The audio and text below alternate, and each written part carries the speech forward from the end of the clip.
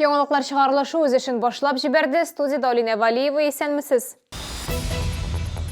Фатирда салкын, әмма җылылык өчен түләргә күп килә. Ни өчен? Боз ишелгән өчен миллион сум акча сорыйлар. Чаллыда узган елга очрак буенча суд башланды. Фатирда салкын, безнең телекомпанияның кайнар элемтәсенә яңа шәһәрнең 23-11 йортында яшәүчеләр мөрәҗәгать итте.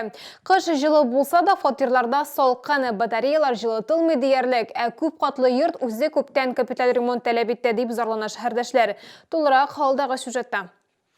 Фәрит Хасанов илекеге тулай торак бүлмәсендә 2015 елдан бирле яши. Һәр кышны торак коммуналь хезмәтләр өчен түләүләр арта, а батареялар җылытмый. Бүлмәне бары 13 квадрат метр, өйдә җылы кием кияргә туры килә дип зарлана Ират. Неделю раза два все равно звоним, потому что многие мерзнут.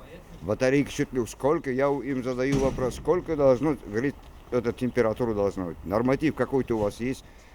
Вы знаете, на улице вроде тепло. Так что у меня руки, батарейки вообще не теплые, что я на улице должен жить? Ремонт мәсьәләсе дә кискен тора дип саный бирдә яшәүчеләр. Это я сам все покрасил, все сделал. А что толку? Все потекло. Хотел плитки делать, вся тут вода везде была. Психанул, плитки выкинул. Уже хотели сколько ремонт делать, бесполезно. То там топит, то тут. Идарә итү компаниясында 2008 елда йортта капиталь ремонт үтте диләр. Фатирларда җылылыкны саклау өчен саякларны алыштырганнар, су һәм электр белән тәэмин итүне җайга салганнар. Әмма бу гына аз ди шәһәрдәшләр. Җылылыкка яки ремонт булмауга халыктан гаризалар килмәде дип аңлаттылар хезмәт күрсәтүче оешма вәкилләре. Долг населения по данному дому на сегодняшний момент составляет 1 миллион 924 тысячи. Хотелось бы обратиться к населению, к тому, что работу-то мы готовы выполнять и делаем это в ежедневном режиме. Хотелось бы, чтобы и оплаты также осуществлял собственником своевременно.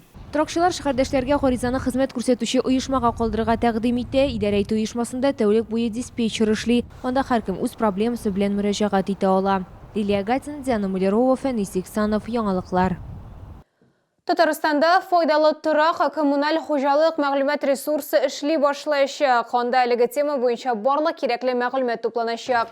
Хәзер белгечләр мәгълүмат ресурсын тулыландыру белән шөгыльләнә. Без кешеләр счетчиклар алыштырырга кирәклеген яки аларның нәрсә өчен түләгәнен белүләрен телибез ди оештыручылар. Мәгълүмати ресурс популяр социаль челтәрләрдә төркемнәр һәм аккаунтлары булдыруны күз алдына тота. Анда татарстанлылар яңалыклар турында белеп кенә калмыйча, үзләренең шикаятьләрен һәм тәкъдимнәрен дә яза алачак.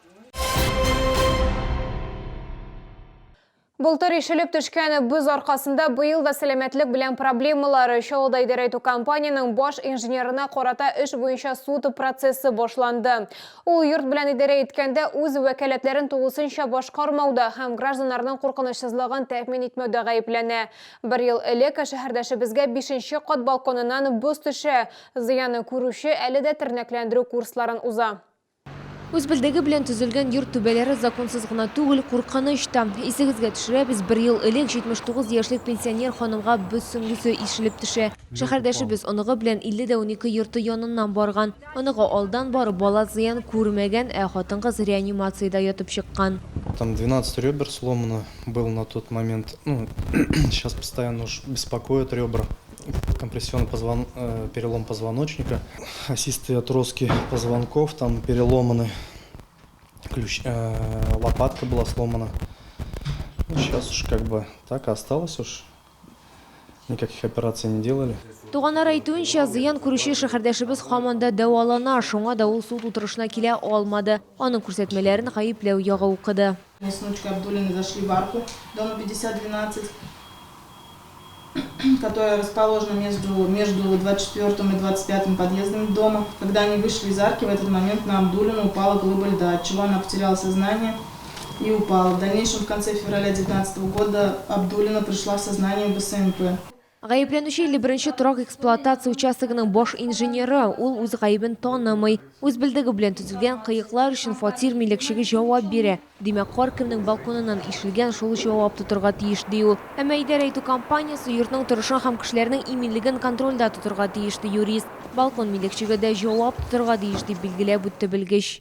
В тарифы входит очистка кровли, но не очистка самовольно установленных козырьков. В связи с этим каждая управляющая компания, учитывая, что это дополнительная услуга, устанавливает стоимость самостоятельно. Jinoyat ishine kelganda sud o'tirishina bir necha shohid kelmagan, shul hisobdan 51 turoq ekspluatatsiya uchastligi yetakchisi. O'tirish 25 fevralda davom etacak. Ziyon ko'rishi yog'i 1 million so'm ko'lamida moral ziyon uchun kompensatsiya hamda davolanuvga ketgan shog'imlar uchun 200 ming so'mga yaqin ақша talab etdi. Liliya Gatina, Valeriya Novoжилова, Sergey Vildanov, Yangiliklar. Agar sizin de bir neydi problema burççısa ki şatlıqlı haber yetkirəsiniz kelsə, bizning redaksiyanın qoynar ilimtə telefonuna şoltiratığız 51-31-31 nomeri tәулік бұйына işli. Qısqa qudaqtan xəbərinizni qoldırığız. Bizning xəbərçilərimiz sizin bilə ilimtəgə kirib problemağızını hal etərgə buluşur. Şoltiratqaş isimigizni hem telefon nomeriğizni qoldırğan unutmağız. Соңғы 7 күн ішінде Шалғыда гриппның 18 ұшырағы тіркелді. Шоларның 12-сі балалар арасында. Роспотребнадзор мәгълүматлары бойынша шәһәрдә барлығы 3000-ге якын кискен респиратор вирус инфекцияларының ұшырағы тіркелді. Қозғанатына белән чагыштырганда аурулар саны 2,3%-ка артқан. Әмма тулайым алганда ул күп еллык уртача күрсәткечләрдән түбәнрәк дип билгеләп үтә белгечләр. Гадәттән тыш хәлләр министрлыгы хезмәткәрләре балыкчыларны сак булырга өнди. Бу урыны белән боз катламы юкка булуы белән бәйле. Коткаручылар Комсомол район администрациясе вәкилләре белән бергә Кама елгасының түбән биефында рейд үткәрделәр. Кама ГС даими рәвештә су агызы аркасында биредә елның теләсә кайсы вакытында балык тоту тыела. Әмма бозга чыгарга теләүчеләрне бу туктатмый. Рейд барышында 20-гә якын балыкчы бар иде. Искәртеп узабыз, 3 ел элек түбән Кама биефында фаҗига булган иде. Анда 5 балыкчы белән буз агылды. 2 ир-атны коткарып булмады. Аларның гәүдәләрен бер тәүлек узгач табып алдылар. С этим запретным участком находятся автомобили. Естественно, вот сотрудниками полиции была проведена фотосъемка и для установления водителей и личностей, которые здесь находились. Со стороны полиции составляется штраф за нахождение в запретной зоне. Это составляется сотрудниками полиции протокол. 2020 елның 1 сентябрьнән сыйныф җитәкчеләренә ай сайын 5000 сум өстәмә түләү планлаштырыла. Федераль бюджеттан 2020 елда 24,5 миллиард сум бүлеп биреләчәк. 2021 һәм 2022 елларда бу сумма 73,5 миллиардны тәшкил итәчәк. Шалуда 60 меңнән артык мәктәп укучысы исәпләнә. 2024 елда аларның саны 77 меңгә кадәр артачак. Искәртеп узабыз, президент Владимир Путин 2020 елның 1 сентябрьнән сыйныф җитәкчеләренә федераль бюджет хисабына ай сайын кимендә 5000 сум өстәмә түләү кертергә кушты. Ул ассызыклаганча, класс җитәкчесе өчен гамәлдәге барлык төбәк өстәмәләре сакланырга тиеш. Бу сезгә икрәсе соңгы мәгълүматыбыз иде. Мин Алина Валиева сезнең белән сау булашам. Игътибарыгыз өчен рәхмәт. Приглашаем с 12 по 14 февраля в выставочный центр «Экспо Кама» на всероссийские выставки «Нефть, газ, химия, экология» и «Энергетика Закамья-2020».